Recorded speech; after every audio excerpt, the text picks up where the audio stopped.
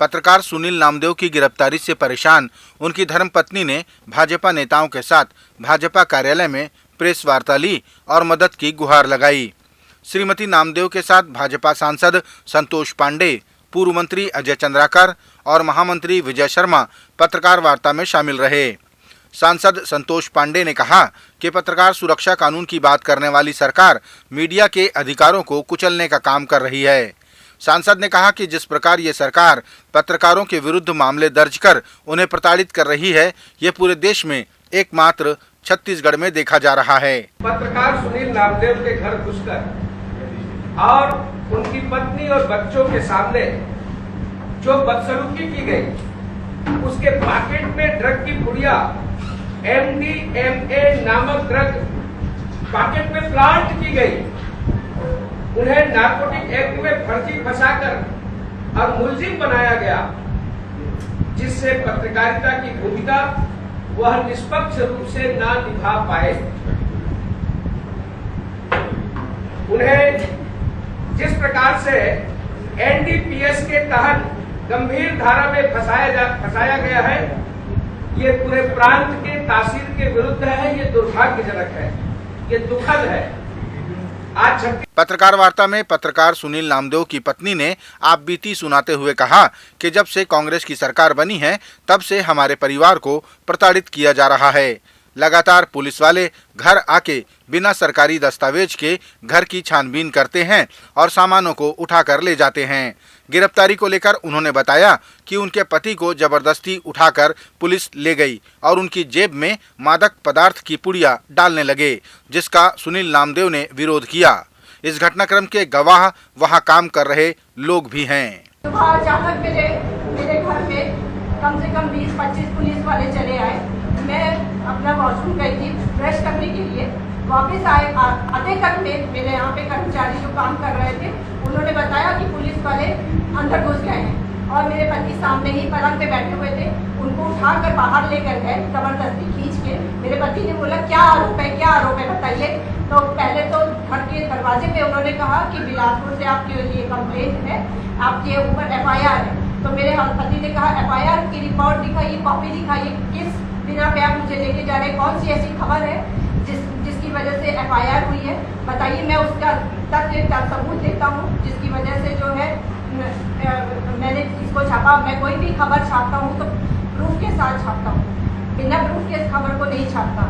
फिर उसके बाद उनको कहा कि नहीं पहले आप बाहर चलिए। बाहर खींच के मेरे पति को लेके गए, बिल्कुल गेट के बाहर ले जाके 2 पुलिस वाले उनका हाथ पकड़ के पीछे से एक पुलिस वाले ले आया और वो उनके हाथ में सफेद रंग की पुड़िया घुसा दिया। मेरे यहाँ के कर्मचारी लगे हुए थे, वो सब ये सब देख रहे थे। और उसके बाद वो मेरे पति को आभास हुआ कि मेरे जेब में कोई हाथ डाल रहा है। वो दोनों छटपटा के दोनों हाथ से पुलिस वालों को छोड़े और उसके बाद उन्होंने हाथ खींच के उसका पुलिस वाले का बाहर फेंका, तो वो पुड़िया और कुछ पैसे उनकी जेब से नीचे गिर गए। जिसको पुलिस वाले ने कहा उठाओ, तो मेरे पति बोले देखो ये देखो ये लोग मेरे साथ षड्यंत्र रच रहे हैं, मेरे जेब में देखो ये सब क्या डाल रहे हैं, अवैध वस्तुएं डाल रहे हैं, मेरे ऊपर झूठा फिर से आरोप लगा रहे हैं, जैसे पिछले कई आरोप लगा चुके हैं पिछले साल से। उसी प्रकार ये देखो ये मेरे जेब में क्या क्या डाल रहे हैं, आप लोग देखिए ये लोग क्या कर रहे हैं मेरे साथ, मुझे प्रताड़ित कर रहे हैं आप। तो वहाँ पर मेरे सारे कर्मचारियों ने देखा है, मैंने खुद अपनी आंखों से देखा है, हमें मुझे दूर खड़ा कर दिया महिला पुलिस वालों ने, जाने नहीं दिया मुझे वहाँ तक। और फिर मेरे पति को खींच कर ले गए। मैं पूछते रह गई, मैं पीछे पर गई दौड़ते हुए, मेरे पति को कहाँ लेके जा रहे हैं। तो उनमें से एक पुलिस वाले ने कहा कि आप महिला थाने आइए, आप माना थाने आइए। मैंने कहा मेरे पति को किस बिना पे लेके जा रहे हैं, FIR रिपोर्ट दिखाइए। आपको ये आपका सुप्रीम कोर्ट को नियम है कि आप पहले FIR दिखाएंगे, बिना FIR के आप मेरे पति को कैसे लेकर जा रहे हैं। आज तक मुझे FIR नहीं मिली है। छत्तीसगढ़ के मुख्यमंत्री भूपेश बघेल ने कहा कि भारतीय जनता पार्टी के साथ संघ के नेता भी राहुल गांधी से घबरा रहे हैं। उन्होंने कहा कि राहुल गांधी अभी सिर्फ कांग्रेस के नेता मात्र हैं, फिर उनसे भाजपा क्यों डर रही है। उन्होंने मोहन भागवत द्वारा राहुल गांधी के विदेश में देश का अपमान वाले बयान पर कहा कि जब प्रधानमंत्री ने कहा था कि भारत में जन्म लेना दुर्भाग्य है, तब वे क्या कुंभकर्णी नींद में सोए हुए थे। मोहन भागवत जी कहते हैं कि विदेश में जाकर जो देश के क्या शब्द प्रयोग किया, देश के अपमान करते हैं तो वो देश विरोधी हैं। तो सबसे पहले मोहन भागवत जी जब प्रधानमंत्री जी विदेश में जाकर ये कहते हैं कि भारत में पैदा होना दुर्भाग्य की बात है, ये उन्होंने कहा था, रिकॉर्ड कहा था, विदेश में जाकर कहा था। तब मोहन भागवत जी क्या कुंभकर्णी नींद में सोए हुए थे? तब उनको नहीं बताना था कि ये भारत का अपमान है, देश का अपमान है? और उस समय यदि बोले होते तब बात समझ आती। मोहन भागवत जी, आप सांस्कृतिक संगठन के अध्यक्ष हैं, आपसे उम्मीद की जाती है आप निष्पक्ष रहें। आप निष्पक्ष दिखने के भी प्रयास नहीं कर रहे हैं। केंद्रीय ट्रेड यूनियनों के संयुक्त मंच के देशव्यापी आह्वान के तहत देश के पदक विजेता महिला पहलवानों व रेसलरों के साथ केंद्र सरकार के व्यवहार की निंदा करते हुए रायपुर में भी प्रदर्शन किया गया। इस प्रदर्शन में अंतर्राष्ट्रीय हॉकी खिलाड़ी नीता डुमरे भी शामिल हुई। ट्रेड यूनियनों के संयुक्त मंच के संयोजक धर्मराज महापात्रा ने कहा कि महिला पहलवानों के साथ केंद्र सरकार का ये रवैया बेहद ही शर्मनाक है। जो एक समर्थन या तो किसी का मौन समर्थन है, लेकिन मुखर होकर कोई नहीं आ रहा है। मैं ये मानती हूँ कि हो सकता है बच्चे गलत भी हो सकते हैं, लेकिन हमारे यहाँ कहावत है, बड़ा क्षमा बड़न को चाहिए, छोटन को उत्पात। अगर ये उत्पात है तब भी इन बच्चों को समझाने वाला भी कोई चाहिए, पर अगर ये गलत है तो मैं छत्तीसगढ़ के पंथी कलाकार व पद्मश्री से सम्मानित राधेश्याम बारले ने कहा कि उन्होंने प्रधानमंत्री नरेंद्र मोदी की नीतियों व आदर्शों से प्रभावित होकर भाजपा में प्रवेश किया है। बारले ने कहा कि वे लगातार छत्तीसगढ़ के 22 जिलों में लोक कला का कार्यक्रम प्रस्तुत करते हैं। अगर पार्टी आलाकमान उन्हें अवसर देती है तो वो भाजपा की टिकट पर चुनाव भी लड़ेंगे। मैं तो एक कलाकार हूँ, चूँकि कलाकार के हैसियत से मैं विगत 30 वर्षों से आयोजन के माध्यम से देश के छत्तीसगढ़ के 22 जिलों में लोक कला महोत्सव का आयोजन कर रहे हैं और आगे भी निरंतर करते रहेंगे। अगर हाईकमान आदेश करे और सम्मान दे तो निश्चित ही अगर सेवा करने के मौका देंगे सेवा करेंगे। केवल बस माननीय प्रधानमंत्री जी के उसके आदर्शों पर, उसके विचार और काम करने की जो शैली है, और जो गाँव के कलाकारों को तराश कर खोज करके आज हमारे आदिवासी समाज को, जय मंडावी को दिया, साहू समाज के डोमासी कुंवर को दिया, और सतनामी समाज में सबसे पहले जो 2021 में 1954 के बाद में जो दिया, मुझे पद्मश्री सम्मान दिया गया। मैं इससे प्रभावित होकर आज भारतीय जनता पार्टी का सदस्यता ग्रहण किया। छत्तीसगढ़ के मुख्यमंत्री भूपेश बघेल ने आरोप लगाया कि केंद्र सरकार सांसद ब्रजभूषण सिंह को बचा रही है। मुख्यमंत्री ने कहा कि दिल्ली में आंदोलन कर रही महिला पहलवानों के साथ पूरा देश है। मुख्यमंत्री ने चिंता व्यक्त करते हुए कहा कि सुप्रीम कोर्ट के आदेश के बावजूद केंद्र सरकार के अधीन दिल्ली पुलिस कोई कार्रवाई नहीं कर रही है। ये दुर्भाग्यजनक है। पूरे देश उन पहलवान बेटियों के साथ खड़ी है और जो न्याय के लिए लड़ाई लड़ रहे हैं, सुप्रीम कोर्ट का आदेश होने के बावजूद दिल्ली पुलिस जो केंद्र सरकार के अधीन है, उसके बाद भी कोई कार्रवाई नहीं हो रही है। वो जो पहलवान संघ के अध्यक्ष हैं ब्रजभूषण, उसको आखिर केंद्र सरकार बचा क्यों रही है? डायबिटीज और हार्मोन से जुड़ी बीमारियों को लेकर राजधानी रायपुर में 4 जून को एक प्रशिक्षण कार्यक्रम आयोजित किया जा रहा है, जिसमें 150 से भी अधिक जाने माने चिकित्सक शामिल होंगे। कार्यक्रम की जानकारी देते हुए डॉक्टर विप्लव बंदोपाध्याय ने बताया कि कार्यक्रम का उद्घाटन प्रदेश के राज्यपाल करेंगे।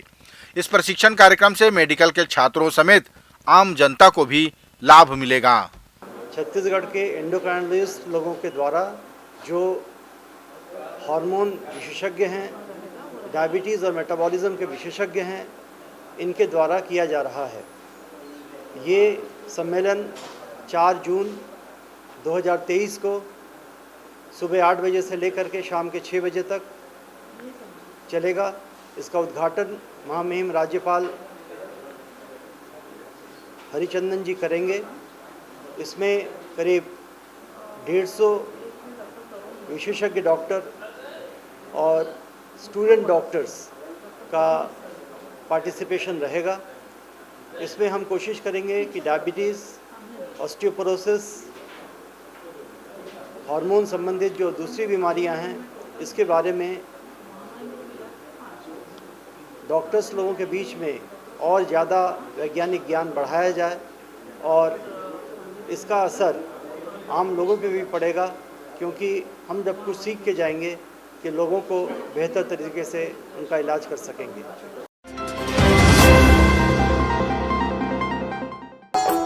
जय हनुमान ज्ञान गुण सागर, जय कपीस तिहु लोक उजागर, रामदूत अतुलित बल धामा, अंजनी पुत्र पवन सुत नामा। छत्तीसगढ़ के रायगढ़ जिले में चल रहे राष्ट्रीय रामायण महोत्सव को लेकर मुख्यमंत्री भूपेश बघेल ने कहा कि इस आयोजन से रायगढ़ समेत पूरा छत्तीसगढ़ राममय हो गया है।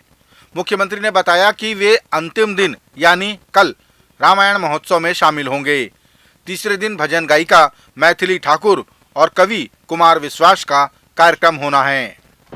विभिन्न राज्यों के कलाकारों के साथ विदेशी कलाकार भी आए हैं, जो आकर्षण का मुख्य केंद्र रहा है। आज भी बड़े कलाकार और बड़ी टीमें आज उसे प्रदर्शन करेंगे। कल भी ठाकुर, क्या नाम, जो भजन गायिका हैं, मैथिली ठाकुर और कुमार विश्वास, दो बड़े कार्यक्रम और किलो आदमी तो कल शामिल होगा। आज आने वाले 4 दिनों तक छत्तीसगढ़ का तापमान ऐसा ही रहेगा। उसके बाद कुछ एक जिलों में हल्की बारिश होने से तापमान में कमी देखी जा सकेगी। ये बातें मौसम वैज्ञानिक संजय बैरागी ने कही। गौरतलब है कि अभी छत्तीसगढ़ में तेज गर्मी और झुलसा देने वाली तपन परेशान किए हुए है, लेकिन अभी इससे राहत की कोई गुंजाइश नहीं है। मौसम विभाग के अनुसार आने वाले 4 दिनों तक तापमान जस का तस रहने की उम्मीद है। वर्तमान में जो है पूरे छत्तीसगढ़ ड्राई कंडीशन में है और जो सेंट्रल छत्तीसगढ़ के कुछ ज़िले हैं जो जहां पर हीट वेव और लू चलने की स्थिति बनी हुई है और अगले 2 दिन तक तो ऐसी कंडीशन रहेगी। उसके बाद जो है छत्तीसगढ़ में एक आध ज़िले में हल्की बारिश, तेज़ हवा और थंडरस्टॉर्म हो सकता है, लेकिन उसके कारण जो है अधिकतम तापमान में कोई प्रभाव नहीं पड़ेगा और बाकी ड्राई वेदर कंडीशन लगभग 10 तारीख तक तो रहेगा, यानी मानसून आते तक ऐसा रहेगा।